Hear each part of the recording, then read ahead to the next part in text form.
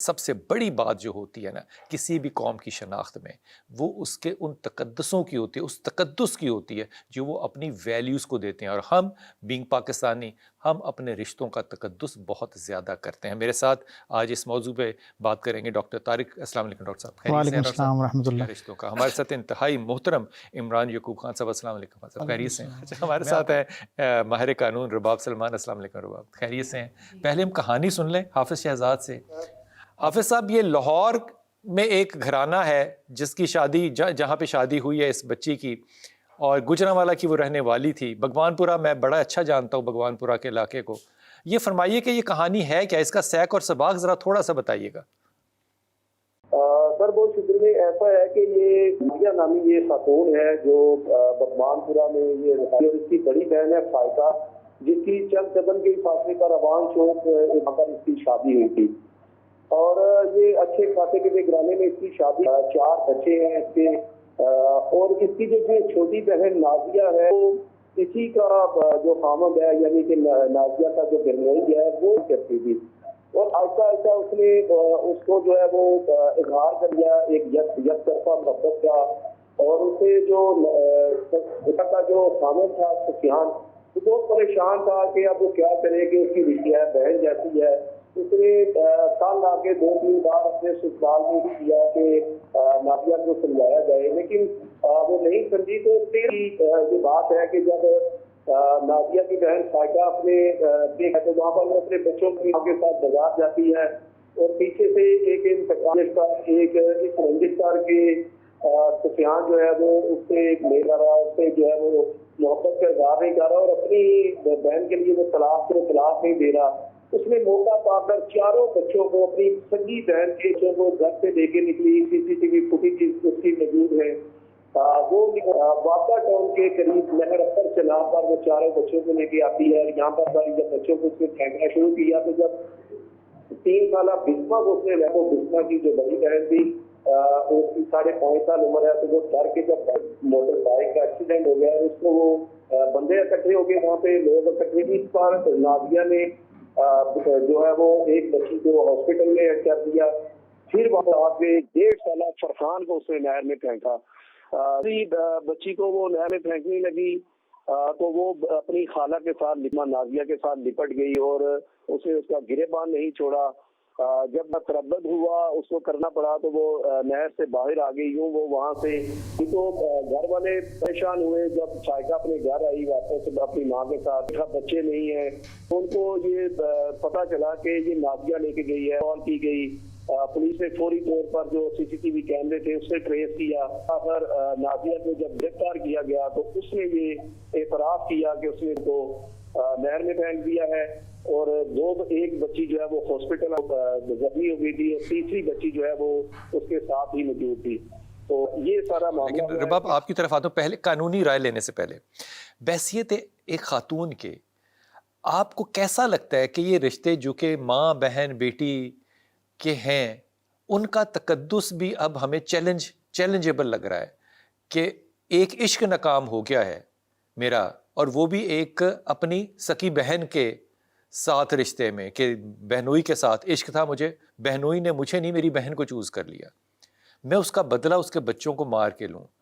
بحثیت خاتون یہ جیلسی کا فیکٹر ہے، یہ ہیٹریٹ کا فیکٹر ہے، یہ عشق میں ناکامی کا اتنا لمبا. بھائی عشق میں ناکام کون نہیں ہوا، لیکن اس کا یہ جو بدلہ ہے اس کو کسی عورت کے ساتھ خاص طور پہ منسوب کیا جا سکتا ہے.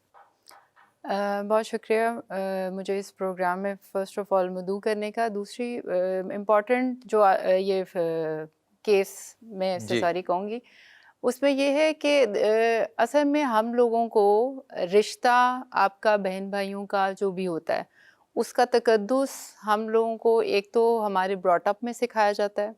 دوسری بات یہ ہے کہ ایک چیز جو کہ ہمیں آلویز حسد جو ہے، حسد اور یہ جو عشق جو آج کل بڑا عام ہے کہ جی عشق میں انسان اتنا پاگل ہو جاتا ہے کہ اس کو کوئی چیز نظر ہی نہیں آتی.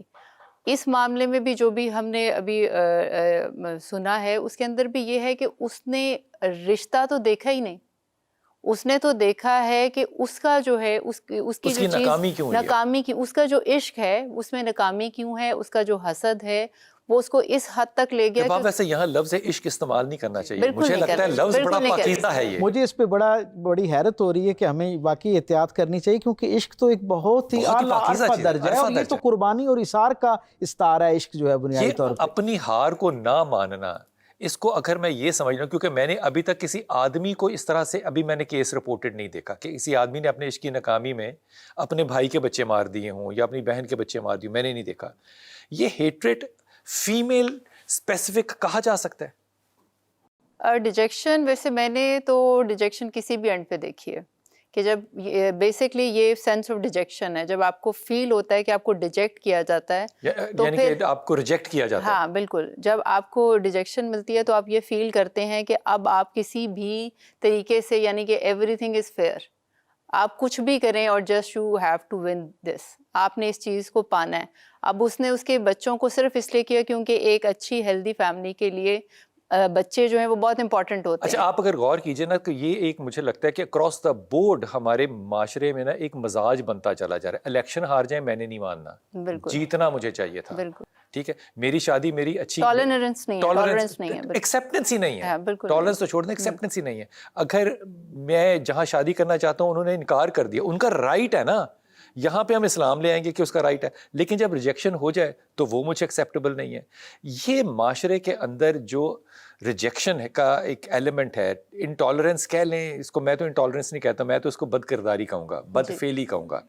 یہ بد فعلی آپ امیجن کر سکتی ہیں ایز اے فیمیل کہ فیمیل اسٹرکچر کے اندر، فیمیل کے ریلیشن شپس کے اندر جن کے اوپر اعتماد یہ ہے، یہ میں بات آپ کو بڑی ایمانداری سے کہہ رہا ہوں، کہ میرے دوست کی اگر بیٹی بھی کوئی غلط جگہ پہ کھڑی ہو نا تو میں اس کو ویسے ہی ڈانٹوں گا یا میں اس پہ ہاتھ اٹھاؤں گا جس طرح میں اپنی بیٹی پہ اٹھاؤں گا۔ اس پہ کراس دا بورڈ کوئی رائے نہیں ہے، اور میں اس پہ اپنے دوست کی رائے کا انتظار بھی نہیں کروں گا۔ اس وجہ کیا کہ اس ملک کے اندر ہم نے کچھ رشتوں کو نا کراس دا بورڈ رکھا ہوا ہے، ماں سانجی، ماں ہے، بہن سانجی، بیٹی سانجی۔ جب یہ سانج ختم ہو جائے تو پھر اس معاشرے میں ایک خاص قانون بننا چاہیے۔ یہ ایک عمومی قانون کے تحت نہیں بات ہو سکتی۔ اس پہ قانون کیا لگے گا؟ قتل کا،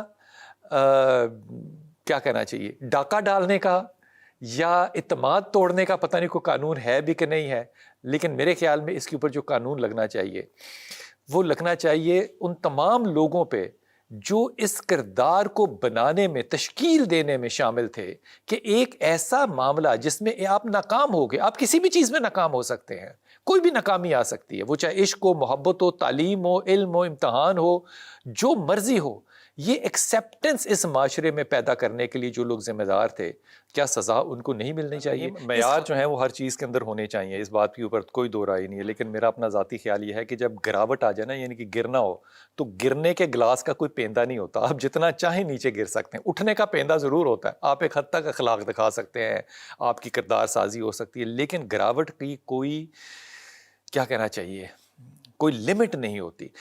رباب، اس معاملے میں قانون کہاں کھڑا ہوگا؟ کیا قانون اس کو وہی سزا دے گا جو ایک قاتلہ کو دینی چاہیے، یا کس طرح سے دیکھے گا؟ ویسے تو دل تو یہ چاہتا ہے کہ قانون میں جو ہے نا پیمانے ہوں، کہ وہ بتا سکے کہ اس گریوٹی پہ اگر جو ہے نا قتل ہو رہا ہے، یعنی کہ اتنے چھوٹے بچے کا، 1.5 سال بچے کا قتل ہو رہا ہے، اور ایک جو ہے کس بے رحمی سے ہو رہا ہے، تو اس کی سزا جو ہے وہ صرف اسی 302 طرح، نہ ہو، ہاں، 302 پلس ہو۔ بالکل، اس میں کچھ ایسی چیز ہو، ایسا نہیں ہے، ویسے ایسا نہیں ہے، انفارچونیٹلی ایسا نہیں ہے، لیکن جب ہم اس طرح کی چیزیں سنتے ہیں تو جو ہمارے دل میں جو اعتماد توڑنے کا کوئی قانون ہے کہ اس نے میرا اعتماد توڑا ہے؟ حسد کرنے کا کوئی قانون نہیں، یعنی کہ وہ چیزیں جس کو آپ، اور اس کو پروف کرنا پڑتا، اس کو پروف کرنا پڑتا ہے کہ یہ سارا کچھ جو اس نے کیا، اس کے پیچھے جو ہے اس کی اپنی انٹینشن کیا تھی۔ ابھی آپ دیکھیں اس نے جو پولیس کے سامنے بیان دیا ہے، اس نے کہا ہے کہ ہمارے گھریلو جو ہے وہ پرابلمس تھیں، اب وہ اس کو کیسے مینوپولیٹ کر رہی ہے، that is something else. ایسے معاملات میں ہم نے بہت دفعہ دیکھا ہے کہ گھر والے جو ہیں وہ خود اس کے ساتھ ہو جائیں گے، وہ کہیں گے چلو 2 بچے تو ہم نے گنوا دیے، اب ایک جوان بچی جو ہے اس کو نہ گنوائیں، ہم کہیں تسویہ کر لیتے ہیں۔ ہم نے سزائیں ہوتی دیکھی نہیں ہیں عدالتوں میں۔ گواہ لانے بھی بڑا مشکل بات ہے کہ جو لوگ نہر پہ کھڑے دیکھ رہے تھے ان میں سے گواہ کیسے لیں گے ان کو کیسے لے کر آئیں گے، 2-3 سال کیسے وہ آئیں گے عدالتوں میں گواہیاں دیں گے، کچھ بھی نہیں ہونا۔ یہ بات حقیقت نہیں ہے۔ بالکل ہے۔ اور دوسری بات یہ ہے کہ اس کا منظریہ جو ہے وہ کیسے سامنے آئے گا، اس چیز کو وہ بڑی ایک کہتے ہیں اذیت کی وقت ہوتا ہے جب کسی کی اس چیز کو، یعنی کہ جیسے اب آج ہم ڈسکس کر رہے ہیں تو ہم سب کے اس چیز کا دکھ ہے، ہم اندر سے اس کی پین فیل کر رہے ہیں۔ وہ بچے جس طرح جیسے وہ ان کی ڈیتھ ہوئی ہے وہ ہمارے دلوں کو چیر رہی ہے۔ تو آپ سوچیں کہ اس وقت جب آپ عدالت میں جاتے ہیں تو یو آر لائک جیسے ایک کتاب پڑھ رہے ہیں تو آپ کے اندر وہ فیلنگز نہیں آتی۔ اچھا یہاں پہ کیا میں پوچھنے کا حق رکھتا ہوں کہ اپلیکیشن آف مائنڈ بھی تو کوئی چیز ہوتی ہے نا، کہ میرے پاس ثبوت نہیں آ رہا لیکن اپلیکیشن آف مائنڈ یہ ہے کہ یہ منطقی نہیں ہے، یہ جرم ہوا ہے اور یہ جرم بہت گھنونا ہے، تو اس پہ میں اپنی ثوابدید استعمال کرتے ہوئے سزا تعین کروں۔ انفیکٹ اس کیس میں جو ہے اس نے کنفیشن بھی کی ہے۔ جب کنفیس کر لیتے ہیں تو پھر جوڈیشیس مائنڈ جو ہے وہ ڈیفینیٹلی اپلائی ہوتا ہے۔ بٹ دا تھنگ از دس کہ ہم اس کو دونوں پہلو سے بات کریں، ایک آپ کو ایک لیگل پہلو وہ میں آپ سے ڈسکس کر رہی ہوں، لیکن میں دوسرا وہ پہلو جو سوشلی ہم فیل کرتے ہیں، جو ہم اپنی اذیت فیل کر رہے ہیں، اس کو آپ 302 کا لفظ کہہ کے پورا نہیں کر سکتے کہ جی ٹھیک ہے اس کو 302 کی سزا ہوگی۔ میں یہی کہہ رہی ہوں کہ اس کی جو گریوٹی ہے اس کے بارے میں، اس کی انٹینسٹی کے بارے میں بات کر رہی ہوں کہ وہ جو ہماری فیلنگز ہے، اور 302 تو سب کو سزا مل رہی جنہوں نے مرڈر کیا۔ اب وہ مرڈر جو ہے کسی نے زمین کی خاطر کیا ہوگا، زمین کی خاطر کیا، حادثے کی خاطر، کچھ بھی ہو سکتا، لیکن اس کی جو انٹینسٹی ہے وہ ڈفرینٹ ہے۔ اور یہ چھوٹے سے بچوں کے اوپر وہ ظلم کر رہی ہے، وہ یہ بھی نہیں سوچ رہی کہ وہ کرنے کیا جا رہی ہے۔ ٹھیک ہے اس کو اس کا حسد جو ہے اس نے مار دیا، اس کو اندھا کر دیا، but she is not understanding کہ وہ 1.5 سال کے بچے کا کیا قصور ہے۔ یہ بہت ہی زیادہ اہم رباب کہ ایک زمانہ تھا، اور یہ زمانہ کوئی بہت پرانا نہیں ہے، ہم کالج میں پڑھتے تھے، یونیورسٹی میں پڑھتے تھے، تو جو پان کی دکان پہ یا کولڈ ڈرنکس کے جو کارنر پہ دکانیں ہوتی تھی، وہاں کھڑے ہونے والے جو لونڈے لپاڑے ہوتے تھے، جو لڑکے بڑکے ہوتے تھے، ان کو کبھی بھی اچھی نگاہ سے نہیں دیکھا جاتا تھا۔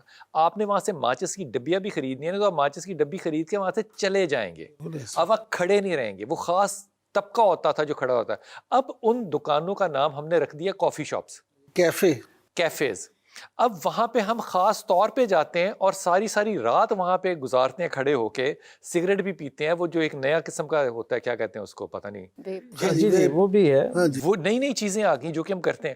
اب ان لوگوں کو برا بھی نہیں سمجھا جاتا۔ اس کا مطلب یہ ہوا کہ over a period of time, over a period of let's say about 20 years, ہم نے برائی کو برائی نہیں، ہم نے۔ اور دوسری بات یہ ہے کہ پہلے اگر کوئی کریکشن کرتا تھا تو اس کریکشن کو، جیسے ڈاکٹر صاحب نے بتایا کہ جیسے کریکشن کرتا تھا تو مان بھی تو لیا جاتا تھا۔